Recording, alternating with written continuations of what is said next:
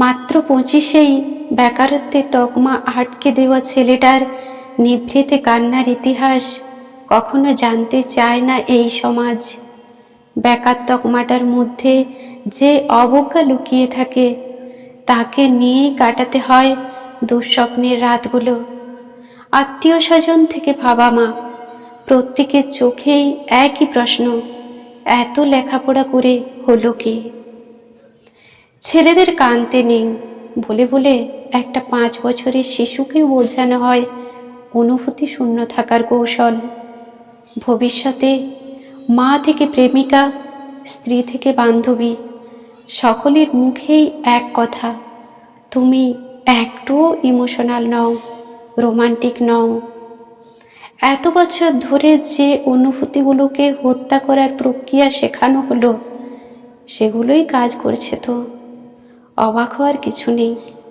ওই কারণেই তো প্রিয়জনের মৃত্যুর পর আমি আপনি যখন বাড়িতে বসে কেঁদে আকুল হই, তখন বাড়ির পুরুষ মানুষটাকেই যেতে হয় শ্মশানে, করতে হয় যাবতীয় দায়িত্ব কর্তব্য। কষ্টগুলোকে বরফ কঠিন করার শিক্ষা পেয়েছে যে সে।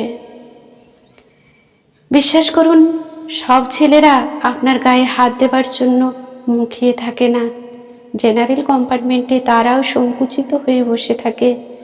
বাই চান্স ভিড়ে আপনার গায়ে হাত লেগে গেলে আপনার চিৎকারে গোটা কম্পার্টমেন্ট তাকে মারতে উদ্যত হয়ে ওঠে। আপনার এই সহৃদয় বন্ধু আবার সেটা ভিডিও করে সোশ্যাল মিডিয়ায় ছড়িয়ে দেবার পর ওই ছেলেটির জীবনটা যে নরক হয়ে যাবে, কেউ যে তাকে বিশ্বাস করবে না সেটুকু সে খুব ভালো করে জানে।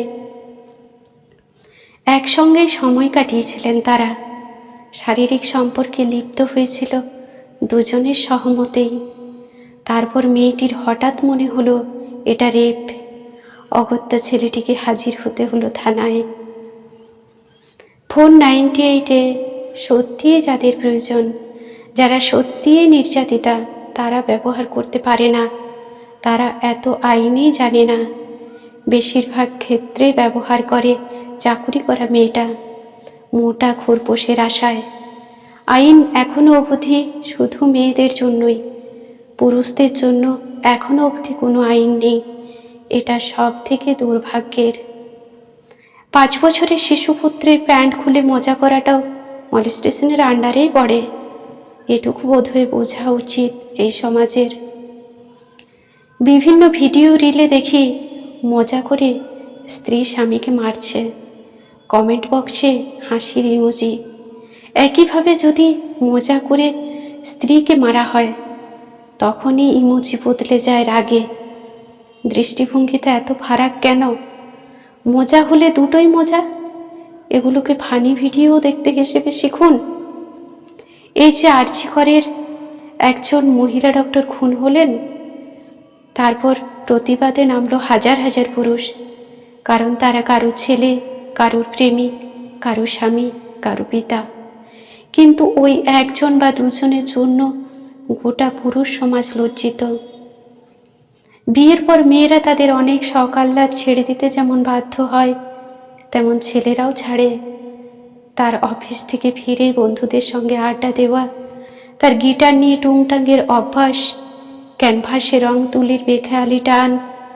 তাকেও ভাবতে হয় মাসের শেষে এই পরিমাণ টাকা জোগাড় না করলে মেয়ের টিউশন ফি দিতে পারবো না, মায়ের চিকিৎসা করতে পারবো না, স্ত্রীর হাতে সংসার খরচের টাকাটা তুলে দিতে পারবো না। তাই দুশ্চিন্তা তার ভ্রুর মাঝেই বিচরণ করে। জানলা দিয়ে পালায় সেই পাগলামি করা বিকেলগুলো। আজ আন্তর্জাতিক পুরুষ দিবসের দিনে আমি সকলকে বলবো, 24 ঘন্টা সংসারকে না দিয়ে নিজের ছোট ছোট ইচ্ছে পূরণের দিকেও নজর দিন। রত্নাকরের পাপের ভাগ যেমন কেউ নিতে চায়নি, তেমনি আপনার উদয়াস্ত পরিশ্রমও মনে রাখবে না এই সমাজ। সুতরাং সকলের দায়িত্ব কাঁধে নিয়েও নিজের জন্য এক টুকরো দক্ষিণের বারান্দা খোলা রাখুন। একটু মুক্ত বাতাসকে আসতে দিন। তাতে যদি আপনার পরিবারের লোকজনের আপনাকে স্বার্থপর মনে হয় তবে হোক। ভালো থাকুন। আন্তর্জাতিক পুরুষ দিবসের শুভেচ্ছা রইল। ধন্যবাদ। কণ্ঠে আমি মীনাক্ষী, কলমে অর্পিতা সরকার।